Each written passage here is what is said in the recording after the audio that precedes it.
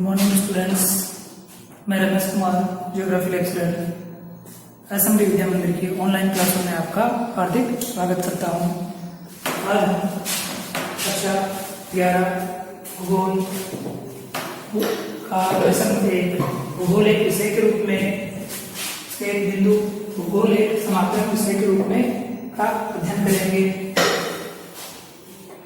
इसी बिंदु पर कुछ चर्चा हम पिछले वीडियो में कर चुके हैं, उसी चर्चा को हम आगे बढ़ाते हैं। भूगोल का अन्य विषयों के साथ क्या संबंध है, यह जानने के लिए हम यह चित्र देखेंगे और इस चित्र के माध्यम से जानेंगे कि भूगोल का अन्य किन किन प्राकृतिक विज्ञानों और सामाजिक विज्ञानों के साथ कौन कौन सा संबंध है।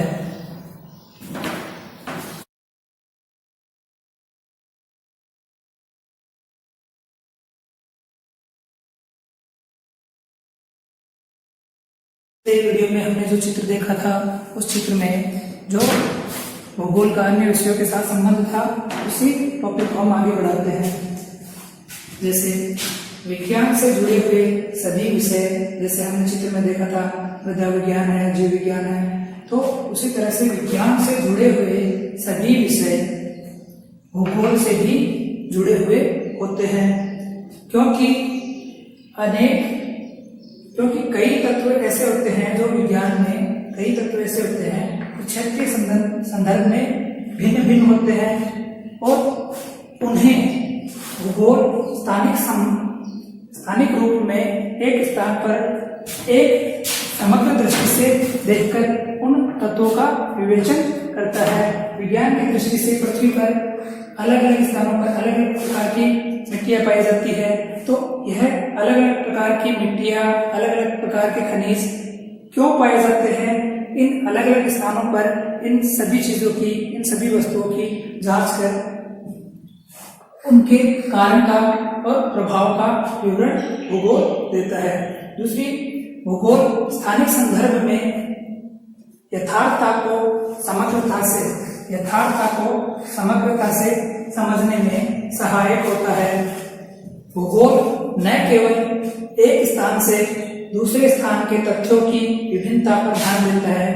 भूगोल विषय में एक स्थान से दूसरे स्थान पर अलग अलग प्रकार की विभिन्नताएं पाई जाती है, वहां पर जलवायु अलग अलग पाई जाती है, वहां पर मिट्टियां अलग अलग पाई जाती है, तो उन सभी विभिन्नताओं पर ध्यान देता है।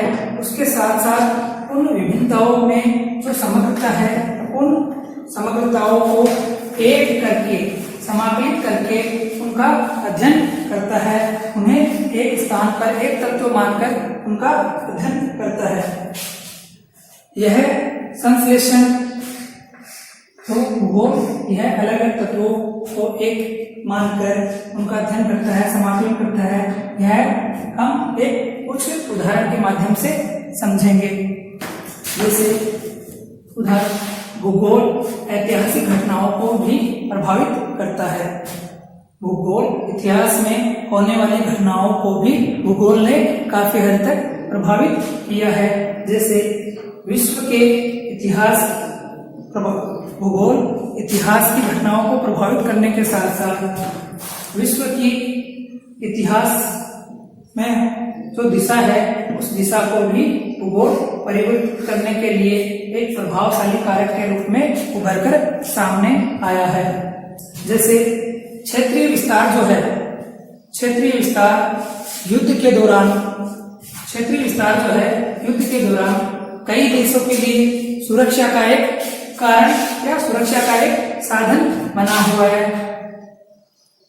पहले हम देखते हैं ऐतिहासिक घटनाओं के अनुसार वर्तमान सुख सुविधाएं युद्ध में यूज नहीं की जाती थी, इस्तेमाल नहीं की जाती थी, इसलिए हम इतिहास की पिछली शताब्दियों में जो युद्ध हुए हैं, उनमें परंपरागत युद्ध में जो बड़े आकार के वाले देश थे, जिनका भूभाग काफी विस्तृत था, उन देशों ने उस परंपरागत युद्ध में अपने बढ़े हुए या अपने बड़े आकार का लाभ प्राप्त किया, क्योंकि उनका आकार इतना अत्यधिक था। उस बड़े हुए आकार में परंपरागत युद्ध में उन्होंने अपनी सेना को या अपनी जनता को दूसरे क्षेत्र में भेज दिया, अपनी साधारण जनता को दूसरे क्षेत्र में भेज दिया, और सैनिक है वह भी काफी क्षेत्र में फैले हुए थे। तो एक देश जो परंपरागत युद्ध के माध्यम से उस देश के समस्त भूभाग पर वह आसानी से कब्जा नहीं कर पाता था। नए विश्व के चारों ओर इसी को हम दूसरे तरीके से समझ सकते हैं।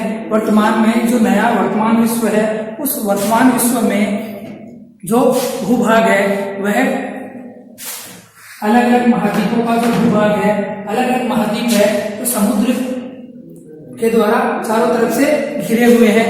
इस समुद्र के चारों तरफ से समुद्र से घिरे हुए होने के कारण वह अपनी जमीन या अपनी मिट्टी पर युद्ध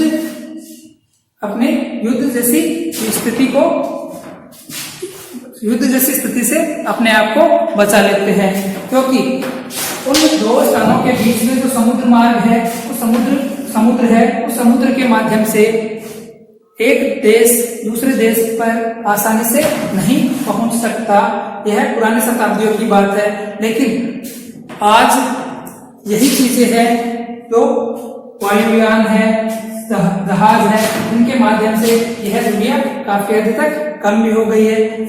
इसलिए हम कह सकते हैं जो क्षेत्रीय विस्तार है, वह क्षेत्रीय विस्तार कई देशों के लिए सुरक्षा का एक साधन भी बना है। वहीं प्राकृतिक जो अवस्थितियां है वह किसी भी देश के लिए सुरक्षा का साधन बनती है, तो कई बार वह उसके लिए समस्या का कारण भी बनती है। जैसे भारत के लिए हिमालय के ऊंचे ऊंचे पर्वत है, वह भारत को अन्य देशों से आने वाली शीत लहरों से तो बचाता है, साथ ही अन्य देशों से आने वाले आक्रांताओं से भी बचाता है। लेकिन दूसरी तरफ हम देखते हैं हिमालय के जो महान दर्रे हैं, वह दर्रे विदेशी और अरब आक्रमणकारियों के लिए भारत में प्रवेश का रास्ता भी बनाते हैं, और उन्हीं मार्गों का इस्तेमाल करते हुए भारत पर अनेक आक्रांताओं ने आकर भारत पर कई बार हमले किए हैं, कई बार आक्रमण किए हैं और भारत को विजित भी किया है। तो आज के इस वीडियो में बस इतना ही। धन्यवाद।